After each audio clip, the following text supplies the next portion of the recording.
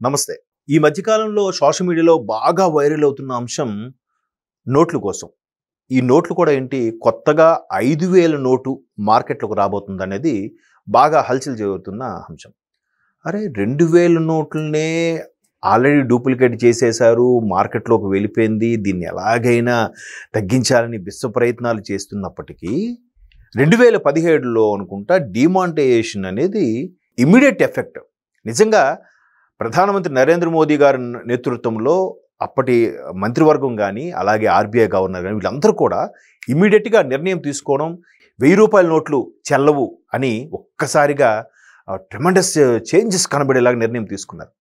ఆ తర్వాత కొద్ది రోజులుగా 2,000 రిలీజ్ చేశారు. ఇదేంటిది 2,000 రిలీజ్ చేయడము మళ్ళీ అంటే వెంటనే దాన్ని కూడా 2,000ని ఇదేంటిది 500 నుంచి 2,000 పెట్టారు, ఇంకా ఎక్కువైపోతుంది కదా, కల్తీ నకిలీ నోట్లు ఎక్కువ అవుతాయి అనుకుంటే చాలా తెలివిగా ప్రవర్తించి 500 నోటు 1000 నోటును 1000 నోట్లు రద్దు చేసి 2,000 నోట్లని ప్రవేశించి 2,000 నోట్లు కూడా కొద్ది నెలల పాటే నడిపించి తరువాత బ్యాంకులో డిపాజిట్ చేయండి అన్నారు కానీ దాన్ని రివర్స్లో మళ్ళీ తీసుకొచ్చే ప్రయత్నం చేయలేదు.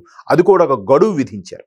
ఆ గడువు విధించే లోపు మీరు ఇంకా ఎక్కువ మీ ఇళ్లలో ఎక్కడైనా ఉంటే కనుక మీరు వెళ్ళి దగ్గరలో ఉన్న బ్యాంకుకి వెళ్ళండి, ఇంకా ఆ గడువు తీరిపోతే ఆర్బీఐకి వెళ్ళి మీరు ఒక లెటర్ ఇచ్చి మీ దగ్గర క్యాష్ ఎందుకు ఉంది, దేని ద్వారా ఇవి వచ్చింది అన్ని వివరాలు పొందుపరిస్తే అప్పుడు వాళ్ళు డిపాజిట్గా తీసుకొని మీకు క్యాష్ ఇచ్చే పరిస్థితి ఉంది, లేదా మీ బ్యాంకులో డిపాజిట్ అమౌంట్ పెరిగేలాగా ఆప్షన్ ఇచ్చారు. సో ఇంత కఠినమైన నిర్ణయాలు తీసుకున్నారు కాబట్టే కొన్ని లక్షల కోట్ల నకిలీ నోట్లని డిస్ట్రాయ్ చేయగలిగింది ఎన్డీఏ ప్రభుత్వం. సో దానికే చాలా ఇబ్బంది పడి ఇప్పుడు హైయెస్ట్ నోటు 500. 2,000 నోట్లు ఇంకా లేవు. ఎవరెవరు పాత ఉన్నాయో ఉంటే ఉండనివ్వండి, ఒకసారి బ్యాంకులో డిపాజిట్లోకి వెళ్తే మళ్ళీ వెనక్కి వచ్చే ఆప్షన్ లేదు.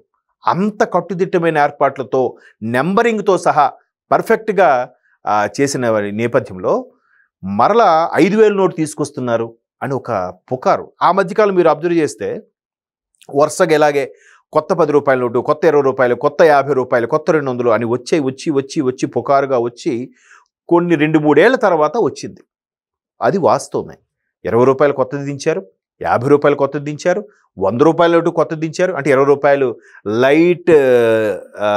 లైట్ దాన్ని ఏమంటారు, లైట్ గ్రీన్ అనమాట. అంటే చిలకాకు పచ్చ టైపు లైట్ గ్రీన్తో వచ్చారు. ఇకపోతే ₹50 నోటు బ్లూ షేడ్ ఉంటుంది, ₹100 నోటు పర్పుల్ షేడ్ ఉంటుంది, 200 నోటు ఆరెంజ్ షేడ్ ఉంటుంది. దానిలో కూడా చాలా మార్పులు చేర్పులు, ఆ కలర్ కోడింగ్ కూడా చాలా జాగ్రత్తగా ప్లాన్ చేశారు. ఇన్ కేసు తక్కువ నోటువి చలామణి అయినా వాడికి మిగిలేది ఏముండదు, ఏ ఇబ్బంది లేకుండా పరిస్థితుల్లో తయారు చేశారు. ప్రస్తుతానికి ఉన్న వాటిలో 500 నోటే హైయెస్ట్. అందుకే ఎంత ఇబ్బందులు అవుతున్నాయంటే ఇన్ కేసు ఎలక్షన్ క్యాన్వాసింగ్లో డబ్బులు పంచాలన్నా కూడా 500 నోటే హైయెస్ట్ నోటు కాబట్టి ఒక దగ్గరికి ఒక 10 లక్షలు పంపించాలంటే ఇంత కట్టలు ఇంత బ్యాగ్ అవుతుంది పరిస్థితి. సో దీనివల్ల ఇదొక లాభం కూడా ఉంది. పైపెచ్చు ఎన్డీఏ భాగస్వాములతో కూడిన ఈ బీజేపీ ప్రభుత్వం జిఎస్టీ అమలు చేయడం, అఫ్కోర్స్ అంతకుముందు కాంగ్రెస్ వాళ్ళు అది చేశారు, దాన్ని ఇంప్లిమెంట్ చేసింది మాత్రం ఎన్డీఏ భాగస్వామ్య పక్షాలే. ఎంత పర్ఫెక్ట్గా ఇంప్లిమెంట్ చేశారంటే ప్రతి ఒక్కరు కూడా ఆన్లైన్కి డిజిటల్ పేమెంట్కి అలవాటు పడడం వల్ల మ్యాక్సిమం ట్రాన్స్పరెన్సీని పెరుగుతుంది. అంటే పక్కాగా ట్రాన్స్పరెన్సీ ఉందని నేను చెప్పట్లేదు, ఎంతో కొంత ట్రాన్స్పరెన్సీ అనేది పెరిగింది. ఇవాళ రేపు మ్యాక్సిమం వ్యాలెట్లో చేంజ్ ఎవరు పెట్టుకోవట్లేదు, ఫోన్ ఒకటి ఉంటే చాలు అని ప్రతి దగ్గర, ఈవెన్ బస్సెస్లో కూడా వచ్చేసిందిగా. టికెట్ తీసుకోవడానికి చేంజ్ తీసుకోవాలక్కర్లే, ఆ క్యూఆర్ కోడ్ చూపిస్తే డిజిటల్ పేమెంట్ చేసి టికెట్ తీసుకోవచ్చు. అట్లా ప్రతి దగ్గర కూడా ఈ సౌలభ్యం పెట్టడం వల్ల మ్యాక్సిమం ట్రాన్స్పరెన్సీ ఉంటుంది. దీంట్లో విమర్శలు కూడా ఉన్నాయి. కిందకి చిన్న వ్యక్తులు చిన్న వ్యాపారుల దగ్గరే దోచుకునే పద్ధతి తప్ప పెద్దవాళ్ళని ఏమీ చేయలేకపోతున్నారనే ఒక అభియోగం కూడా ఉంది. సో అంటే కొన్ని జరుగుతున్నప్పుడు కొన్ని విమర్శలు వస్తుంటాయి. బట్ ఎన్డీఏ ప్రభుత్వం అలా ముందుకు తీసుకెళ్తుంది. ఏదైతే 5,000 నోట్లు మరలా వస్తున్నాయి, ₹1000 నోటు మరలా వస్తుందని ఆ మధ్యకాలంలో కొన్నాళ్ళు వార్త హల్చల్ అయింది. అవి ఏవీ రావట్లేదు. ఆర్బీఐ మరొకసారి కన్ఫర్మ్ చేసింది, ₹1000 నోటు లేదు, 5,000 నోటు అంతకన్నా లేదు, ఎట్టి పరిస్థితిలో దించబోము అని. ఇదిలా ఉంటే కొంతమంది ఈ అవకాశవాదులు ఈ ₹10 కాయిన్లు చెల్లవు, ఇవంతా ఫేకు, ₹20 కాయిన్లు చెల్లవు, ఫేకు అనే కాన్సెప్ట్ తీసుకొస్తున్నారు. ₹10, ₹20 నోట్లు కాయిన్సే బెటర్. ఎందుకంటే ఎక్కువగా చిల్లర వ్యాపారాలు జరిగేది ఈ ఆకుకూరలు, కూరగాయలు, పండ్లు, రోడ్ సైడ్ బిజినెస్ చేసుకునే వాళ్ళు ఈ 10-20 ఎక్కువ ట్రాన్సాక్షన్ చేయడం వల్ల అవి ఎక్కువగా నలిగిపోయి పాడైపోయే ప్రమాదం ఉంది. దానివల్ల మనీ చలామణి, నోట్ల చలామణి జరగట్లేదు. అందుకోసం ఆర్బీఐ మరొకసారి ఆలోచించి రూ. 10 కాయిన్లు, రూ. 20 కాయిన్లు దించింది. కాకపోతే రెండిటికి ఒకే పరిమాణం దించడం వల్ల కొంతమంది ఏజ్డ్ వాళ్ళు సరిగ్గా కనపడక దానికి ఇబ్బంది పడే పరిస్థితులు కనిపిస్తున్నాయి.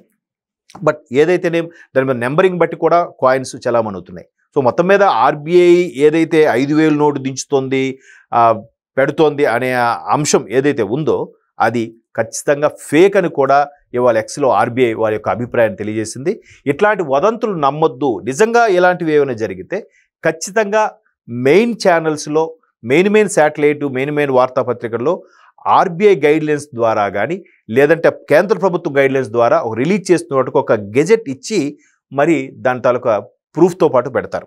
ఎలా యూట్యూబ్లోను సోషల్ మీడియాలో వచ్చే వాటితో మీరు నమ్మొద్దని ఆర్బీఐ మరొకసారి పునరుద్ఘాటించింది. ఎందుకంటే ఇలాంటి పెట్టడం వల్ల సోషల్ మీడియా వేదికగా జరిగే చాలా వరకు వార్తలు నిజమైన కూడా ఫేక్ అని అనుకుంటున్నారు. ఎట్లా అంటే అదేంటి అదేదో వచ్చింది నిజమేనా, వచ్చిందట కదా, జరిగిందట కదా, ఇలా మాట్లాడాల్సి వస్తుంది.